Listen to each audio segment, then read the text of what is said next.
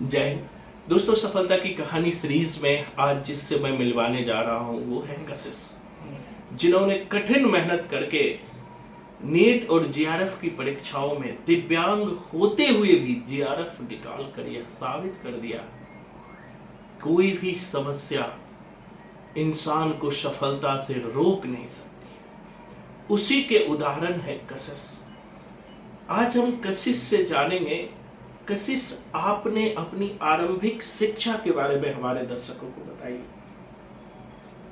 नमस्कार, मेरा नाम कशिश है और मेरी प्रारंभिक शिक्षा जो है बाल मंदिर पब्लिक स्कूल से शुरू हुई थी। उसके बाद गवर्नमेंट स्कूल रूपनगर नंबर 1 में मैं पढ़ा और उसके बाद मैंने एसओएल से बीए करी, फिर इग्नू से एमए करी, फिर नेट क्वालिफाई हूँ 6 बार और जेआरएफ के लिए प्रयास करता रहा। फाइनली अब जाके ये सफलता मुझे मिली है। बहुत बढ़िया कशिश। एक बात है कशिश कि आप कोचिंग ज्वाइन करने से पहले और ज्वाइन करने के बाद अपने आप में क्या बदलाव देखा? कोचिंग ज्वाइन करने से पहले मैं एमए की क्लास एमए कंप्लीट कर चुका था। 2017 में मेरा एमए पास आउट है और 2018 में मैं जब आया तो भावना ने पहली बार मुझे बताया सर के बारे में। मैं उनके पास आया, एक क्लास लेके देखी तो मैं घर पे पहली बार तो रोता हुआ गया था कि मेरे को कुछ आता नहीं है। बाकी बच्चे तो इतना तेज याद कर पा रहे हैं, पढ़ पा रहे हैं, कोडिंग वगैरह याद करते हैं। तो फिर सर ने मुझे समझाया कि पहली बार आपको ऐसा लगेगा, एक हफ्ता रुकिए। फिर मैंने भी ये महसूस किया कि चलती ट्रेन को पकड़ना बहुत मुश्किल होता है। जब वो ट्रेन रुकी हुई होती है या फिर आप उसको दौड़ कर ही पकड़ सकते हैं। तो जब तक आपकी वो स्पीड धीरे धीरे गति नहीं पकड़ेगी, यानी धीरे धीरे हमारा जो वो है फ्लो है वो आएगा नहीं उस चीज़ के लिए, तब तक आप उसको नहीं। तो एक हफ्ता मेरे को लगा और एक हफ्ते में मैं काफ़ी अच्छा अचीव कर पा रहा था। काफ़ी अच्छी ट्रेनिंग से। बिल्कुल कशिश, आपने क्लास के दौरान ही आप पीएचडी में भी एडमिशन लिए और नेट की भी तैयारी करते रहे, तो दोनों में आपने बैलेंस किस तरह बनाया? बैलेंस बनाने के लिए पहले तो नेट की तैयारी कर रहा था मैं। फिर साथ साथ क्या हुआ कि जेआरएफ का जो एग्ज़ाम हम देते हैं उसकी जब हम तैयारी करते हैं ना, तो उससे पीएचडी के जितने भी इंटरव्यू होते हैं उसके लिए एलिजिबल हो जाते हैं, क्योंकि पीएचडी के एंट्रेंस निकालना बहुत आसान हो जाता है जो जेआरएफ की तैयारी करता है। तो जेआरएफ की तैयारी करने से ये बेनिफिट भी है, अगर आपको पीएचडी में कहीं इंटरव्यू देने जाना हो तो एंट्रेंस वगैरह निकालना आसान हो जाता है।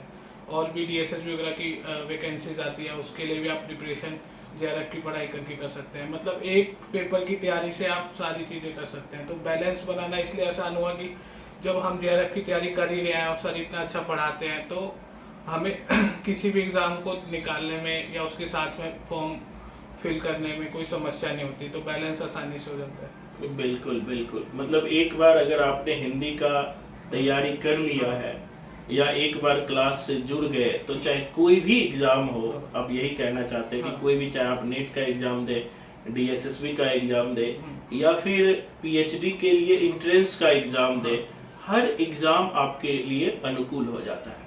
एक सवाल और है कि बहुत सारे बच्चों को मैं देखता हूँ कि वो अपना सब्जेक्ट तो पढ़ते हैं मेरे पास ही, लेकिन वो फर्स्ट पेपर नहीं पढ़ते हैं या फर्स्ट पेपर पर ध्यान नहीं देते हैं।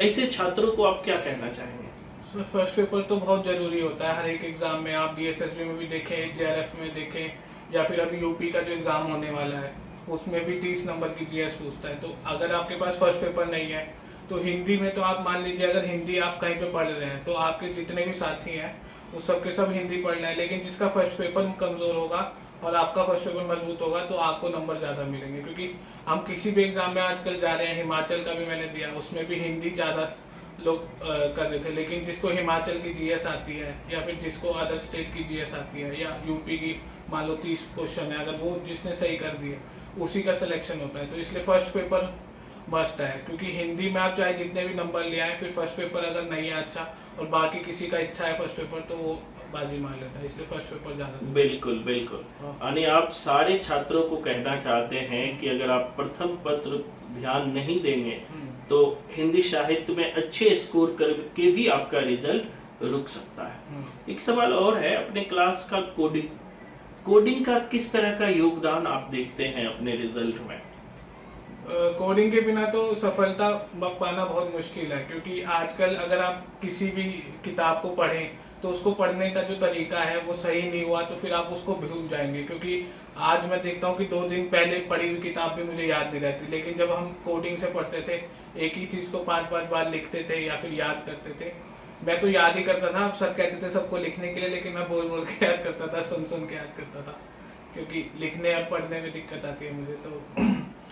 तो बिल्कुल। उससे उससे फिर काफ़ी हेल्प मिलती है। जैसे आज भी मुझे जयशंकर प्रसाद की कविताएं याद है, आंसू झरना लहर कमाईनी, उससे पहले तो उर्वशी वन मिलन के जाती है, अयोध्या का उद्धार होता है, फिर कानन कुसुम करती है, बिल्कुल बिल्कुल। और कहती है मैं प्रेम की पथिक हूँ, मेले महाराणा का महत्व है, मैं चित्र बनाऊंगी चित्राधर यानी, है ना, फिर झरने के पास जाकर आंसू बहाते हुए लहर में कूद कर कमाईनी हो जाऊंगी।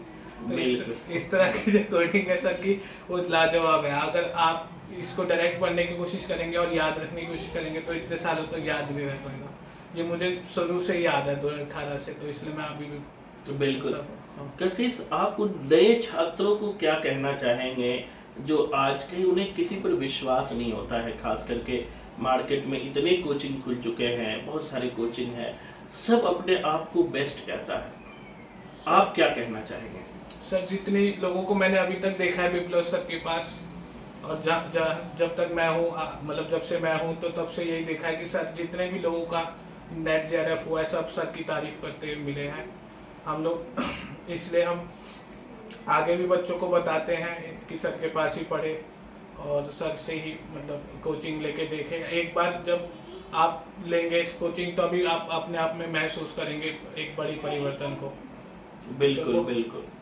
मैं अपने यहाँ ये भी है कि हम हर बच्चे को कम से कम 1 वीक तो ट्रायल क्लास देते ही हैं। सर तो कभी कभार तो आप 15 दिन तक भी ट्रायल क्लास लेते हैं। बिल्कुल बिल्कुल बिल्कुल। हाँ। मैं जो बच्चे को कहते हैं, कोई बच्चे कहते हैं कि सर 2-4 दिन और दे दीजिए, तो मैं वो भी देता हूँ। हाँ। तो जो भी दर्शक देख रहे हैं, हाँ।